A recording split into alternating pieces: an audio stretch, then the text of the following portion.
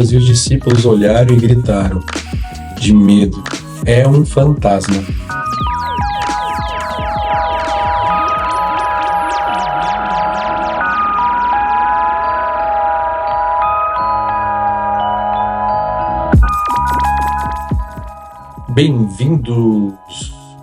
Bem-vindos a mais esse momento de reflexão. Eu digo que está na mesa, né? O que está na mesa? A palavra está na mesa. Eu quero compartilhar com vocês de forma de comunhão. Dividir algo com vocês que Deus tem colocado muito no meu coração, que é fé. Fé é um grande instrumento nas mãos de Deus. Mas eu fiquei por muito tempo me perguntando se eu vivia literalmente por fé, se a minha fé era autêntica, o que é viver por fé, como eu vivo pela fé, por que muitas das vezes eu oro e não acontece. Eu comecei a ter muitos questionamentos e eu fiquei pensando, será que de repente a forma como eu estou vivendo e dizendo que eu estou vivendo por fé reflete definitivamente o que a palavra de Deus diz? Porque se eu analisar a vida de Jesus de forma bem minuciosa, entender que ele foi o enviado de Deus para ser o molde perfeito, né? Para que a gente pudesse segui-lo de uma forma irrepreensível, de uma forma perfeita. E ele fez grandes coisas extraordinárias ele fez na terra. E ele disse ainda que obras maiores nós faríamos se nós estivéssemos nele, né? E eu fico refletindo muito isso. Eu olho para minha vida, eu analiso a minha vida e começo a pensar: será que realmente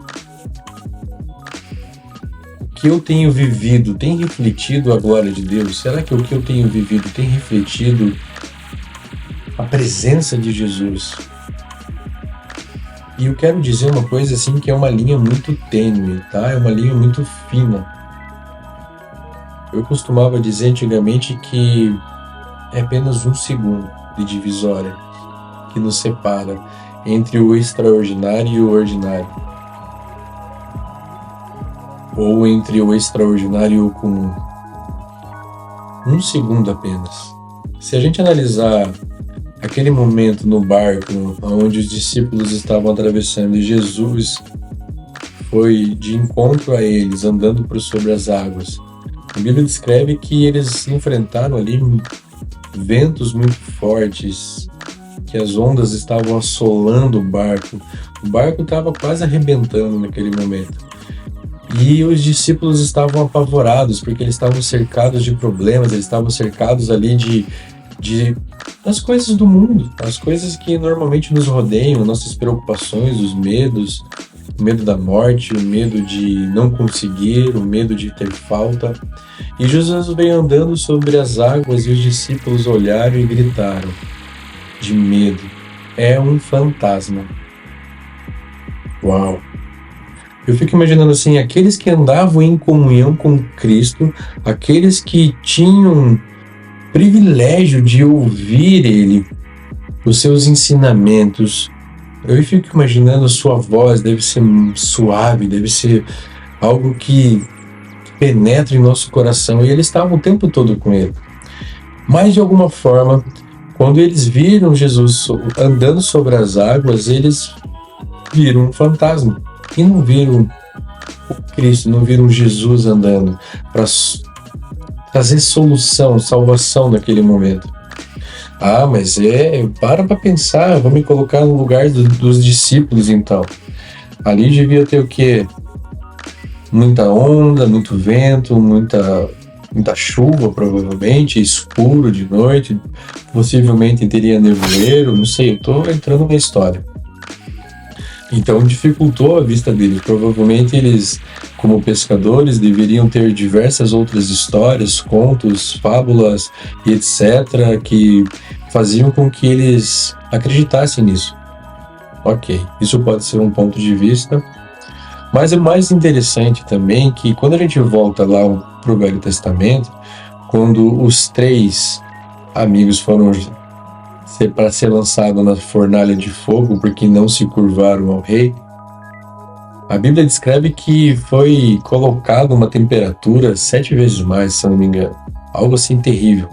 Ao ponto que quando a pessoa que lançou os 3, né, os soldados que lançaram os 3 na fornalha de fogo, eles foram consumidos pelo fogo. Eles morreram naquele momento. Só que o rei, ele ficou olhando e ele viu um quarto homem. E ele não viu um fantasma. Ele viu alguém diferente. Ah, mas o fogo é diferente. Não, fique de frente para um fogo ardente. A tua vista não enxerga nada, você não consegue ter visão perfeita. Então por que ele conseguiu ver e os discípulos não? Então isso começou a trazer uma certa reflexão na minha vida sobre fé. Será que eu estou que nem os discípulos naquele momento? Que ao invés de eu enxergar Cristo na minha vida, eu estou vendo um fantasma? Calma, não se assusta. Eu já vou te explicar o que eu quero dizer com isso. Então Pedro, depois que Jesus falou assim, ei, calma, calma, não precisa se preocupar, sou eu. Então Pedro, mas se então é tu, me manda eu ir de encontro contigo. Jesus falou, então venha. E Pedro, ousado, sai do barco, coloca os pés sobre as águas agitadas e ele anda sobre as águas. Mas 1 segundo depois, ele observa o vento, a tempestade, as ondas, e aquilo traz preocupação no seu coração, e ele imediatamente afunda. Por que eu digo 1 segundo? Pedro, ele viveu 1 segundo quando ele estava andando sobre as águas, o reino. Da mesma forma como Jesus viveu aquele momento quando ele andou sobre as águas. Mas ao mesmo tempo, quando ele permitiu que as preocupações, o medo, tomasse conta do seu coração, ele impediu que o reino, aquilo que era para ser vivido eternamente por nós, fosse apagado naquele momento. Por isso ele perdeu o que Jesus estava vivendo e o que ele estava vivendo e afundou. E quando eu começo a refletir então sobre fé e eu olho para minha vida e pergunto para mim mesmo, será que eu estou refletindo aquilo que Jesus disse que eu deveria refletir? E eu olho para minha vida e falo, caramba, eu tenho muito o que aprender ainda. Tenho muito que aprender sobre fé. Muito sobre a palavra de Deus tem que entrar ainda no meu coração de uma forma que ela venha criar raízes de profundidade. Mas eu também entendi que nessa minha caminhada, quando eu começo a fazer indagações, questionamentos sobre a minha vida, é um momento de crescimento. Porque é um momento onde eu paro de ser criança, onde eu paro de ser menino e eu começo a enxergar a minha vida e eu começo então a desejar resultados, não para a minha glória, mas para a glória dele.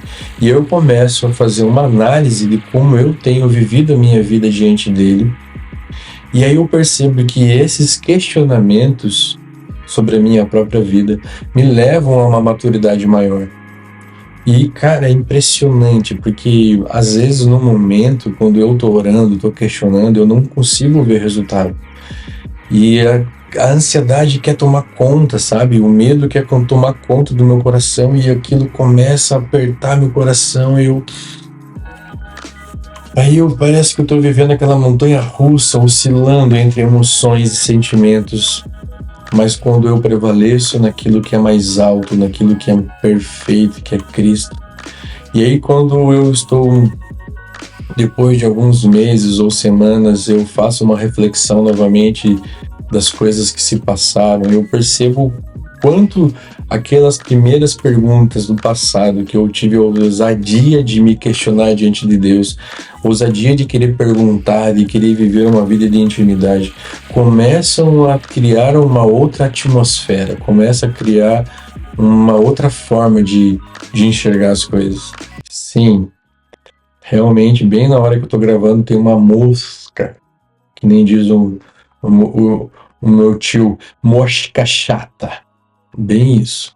Tá bem agora passando aqui, mas tudo bem, eu não vou deixar isso me atrapalhar. Então eu começo a fazer essa reflexão e aí eu percebo esse crescimento. Aí volta e meia eu faço uma análise da minha vida de novo e pergunto, e aí? Como é que tá a minha fé? Como é que tá? Será que eu tô em níveis mais altos, em níveis maiores? Será que eu consigo sentir o cheiro da fruta? Não da fruta do pecado, tá, gente? Eu estou fazendo uma analogia. Eu faço uma analogia no sentido assim, a fé tem que ser palpável. Não adianta eu olhar para uma árvore e falar assim, uau, que árvore bonita, maravilhosa, olha só. Aí alguém pergunta, e você já sabe o sabor do fruto dela? O peso, a cor, a textura, o aroma?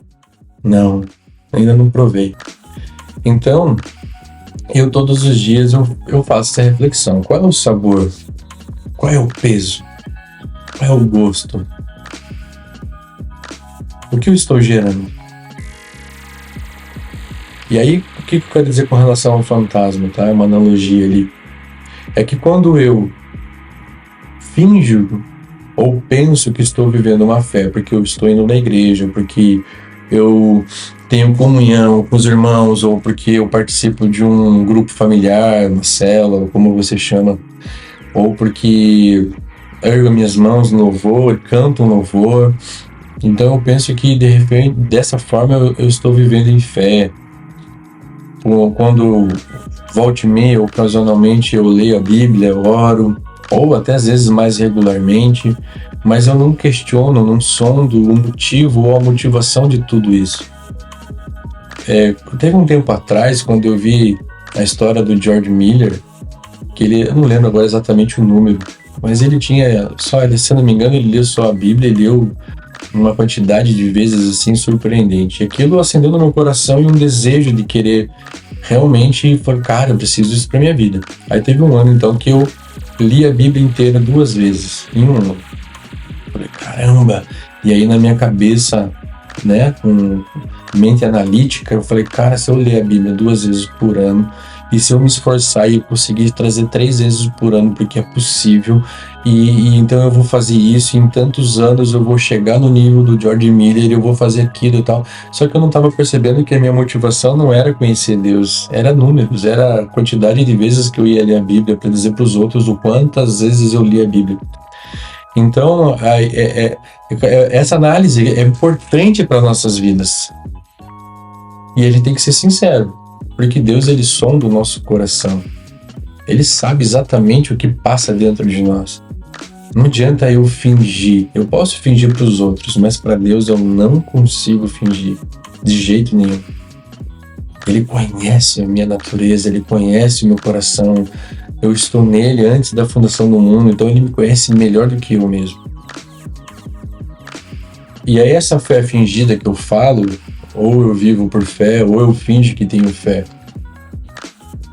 Porque eu viver por fé, é como eu falei, não é rótulo, não é título, não é quantas vezes eu vou no culto, não é quantas vezes eu leio a Bíblia, não é quantas vezes eu oro, não é quantas vezes eu falo de Deus, mas é literalmente quanto eu paro para me conectar com Ele e conhecê-lo de verdade, prová-lo na intimidade e desfrutar de uma verdade que é Cristo em mim, de uma forma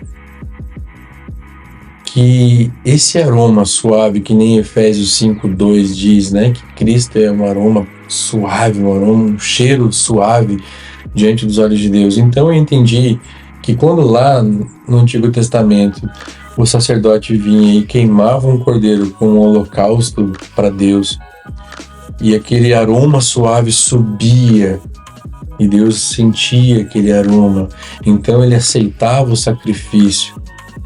Aquilo era como um aroma suave, perfeito para ele. Então eu entendo que quando eu estou provando a minha fé, ou quando Deus está provando a minha fé, ou quando eu estou vivendo por fé, não está relacionado ao que eu estou vivendo na minha ótica, na minha vista, ou seja, no modo como eu enxergo as coisas no modo natural. Não é a prova no sentido de o quão problema eu estou enfrentando, ou de que forma eu estou enfrentando. Eu estou enfrentando de uma forma positiva, sorridente, alegre, mas será que só isso é suficiente? Ter parte positiva, alegre, é muito bom. Mas eu quero que você entenda o seguinte, assim como Deus tem colocado muito no meu coração, quando Ele prova a minha fé, Ele não está provando o meu comportamento humano, Ele não está provando as minhas ações humanas, Ele não está provando o como eu tento me manter sóbrio assim, no sentido de alegria, de paz, motivação. Não, ele está provando o quanto eu estou em Cristo, o quanto Cristo está em mim, o quanto a sua palavra é viva e eficaz dentro de mim, o quanto a cruz de Cristo, a sua ressurreição é eficiente no meu coração, o quanto aquilo eu absorvo como verdade. Porque quando eu começo, então, a passar uma prova e eu começo a ver Cristo na minha vida como alguém que morreu por mim, Ele ressuscitou e agora Ele vive à destra do Pai, Ele está lá nas regiões celestiais, muito acima de todo nome, potestade, nome que se nomeia, governo, qualquer coisa que se possa imaginar, está muito acima de todas as coisas, e eu estou sentado juntamente com Ele. Então eu não estou numa condição de derrotado, porque Jesus diz assim: no mundo tereis aflições, mas tenha bom ânimo, pois eu venci o mundo. Se eu estou em Cristo, então eu venci o mundo juntamente com Cristo. O mundo não tem como mais me derrotar. Esse mundo da dualidade, da causa e efeito, ela não tem mais como me aprisionar num sistema de medo. Então, quando eu estou vivendo a prova de fé, no sentido de que Deus sente o cheiro, o aroma suave de Cristo, o sacrifício de Cristo, porque eu coloquei minha confiança naquilo que Cristo já fez por mim, e eu não coloco os meus olhos na circunstância, eu não deixo que o medo tome o meu coração, então sim, aí sim eu estou vivendo por fé. É muito diferente quando eu estou apenas fingindo que estou vivendo por fé, com palavras que às vezes eu não paro para refletir, mas são palavras ocas e vazias. Quando eu digo e repito e falo e confesso a palavra, isso também é muito bom. Mas eu volto a dizer, é bom quando nós temos a consciência do que nós estamos fazendo. A primeira consciência que nós temos que fazer é quem nós somos nele, aonde nós estamos nele. Eu estou nele antes da fundação do mundo, de forma irrepreensível no seu amor. Efésios diz a respeito disso.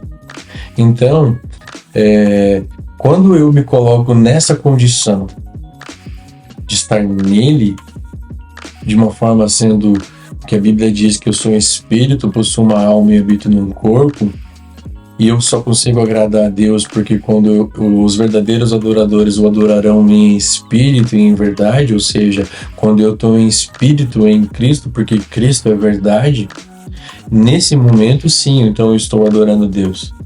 É quando a minha consciência se torna Cristo. É quando os meus pensamentos não me impedem de ver a glória. Né? Eu quero compartilhar um versículo quando eu falo sobre a glória. Tá aqui, ó, rapidinho. Tá em João 17:24. Diz assim: Pai, eu desejo que onde eu estou estejam comigo também aqueles que me têm dado, para que eles vejam a minha glória, a qual tu me deste, porque tu me amaste antes da fundação do mundo. Olha que interessante.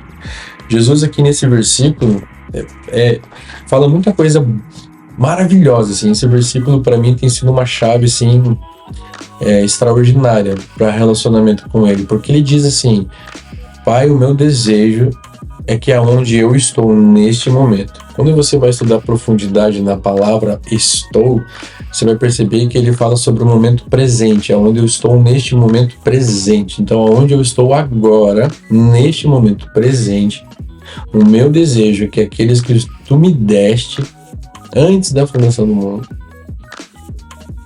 estejam comigo neste lugar.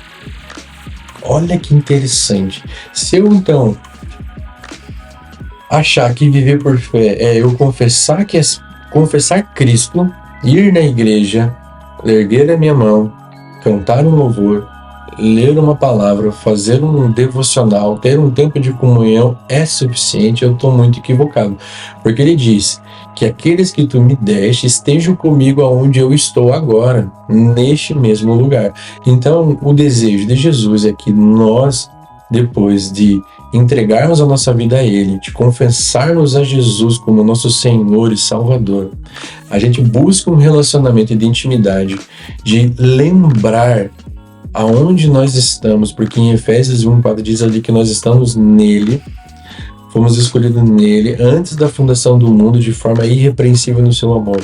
Ou seja, o desejo de Jesus é nos resgatar para que a gente volte para aquele lugar onde nós fomos criados no Espírito nele, para ter então um relacionamento de autenticidade, para que ali então a gente desfrute da glória ao qual o Senhor tem dado a ele. Glória também você vai buscar no original, você vai ver as palavras, você vai também trazer uma tradução como graça, e graça no sentido é poderio, é onde você não tem falta, é onde é suprido de todas as formas, é o poder inato de Jesus Cristo, é o verdadeiro reino do Messias. Então assim, a graça, a glória é onde nós vamos estar, porque nós estamos nele, nesse estado presente. Então a gente começa a desfrutar de um estado completamente diferente. Então, olha que interessante, se a gente parar para pensar, eu estou vivendo por fé? Ou eu digo que estou vivendo por fé? Eu não quero trazer peso para ninguém. Isso aqui não é uma mensagem de condenação. Se você acha que você está vivendo por fé, ótimo. Continua. Agora, se trouxe algum ponto de interrogação, se aquilo que você diz gerou uma dúvida, assim como gerou no meu coração, começa a refletir, começa a orar, pede para que o Espírito Santo revele para você coisas que talvez você ainda não tenha experimentado, ou por achar que está vivendo por fé, mas ainda não viveu o suficiente. E eu não quero me estender muito mais hoje, eu quero manter uma palavra mais curta, porque é só apenas realmente um devocional meu, um momento de reflexão, e eu quis compartilhar com vocês. E eu espero que, da mesma forma que essa palavra tem crescido no meu coração e edificado a minha vida, possa edificar a sua vida também. Então, que você possa parar por alguns instantes do teu dia e medita a respeito disso. A minha fé é uma fé verdadeira ou minha fé é uma fé fingida? Eu não tenho como viver algo extraordinário em Deus, falando que estou vivendo por fé, só que a minha realidade diz completamente coisas diferentes a respeito de tudo isso. Então, eu quero deixar essa palavra para vocês, João 17:24. Medita um pouco a respeito, leia, ore, peça para que o Espírito Santo traga entendimento, discernimento no coração de vocês, assim como ele tem trazido no meu. E no próximo episódio, com certeza, a gente vai falar mais sobre fé, porque fé não é uma opção, não é um acessório, não é apenas para um ou para o outro, é literal para todos. Fé é um modo de vida, não deveria ser, em hipótese alguma, uma suposição, um achismo, uma palavra oca e vazia. Fé é o próprio Cristo habitando em mim e eu nele, porque nada faço se não for por Ele. Não tem como eu agradar a Deus se não for através de Cristo, porque Ele é o caminho, a verdade e a vida. Deus abençoe a cada um de vocês, que vocês tenham um dia incrível ou uma noite incrível, depende da hora que você está assistindo, e se essa palavra de alguma forma contribuiu mexeu com você, tocou no teu coração, deixa teu comentário, fala comigo. É muito bom eu poder ver que de alguma forma Deus está usando a minha vida, não só para trabalhar o meu coração, mas para que eu possa compartilhar um pouquinho com vocês também. Não se esquece também de se inscrever no meu canal, de curtir e compartilhar. Compartilha com o máximo de pessoas que você puder e achar que deve compartilhar. E se também não achar, ok, relaxa, fique em paz. Tamo junto, nós somos um em Cristo e nós somos irmãos de sangue em Cristo Jesus, ok? Fica na paz e até mais. Fui!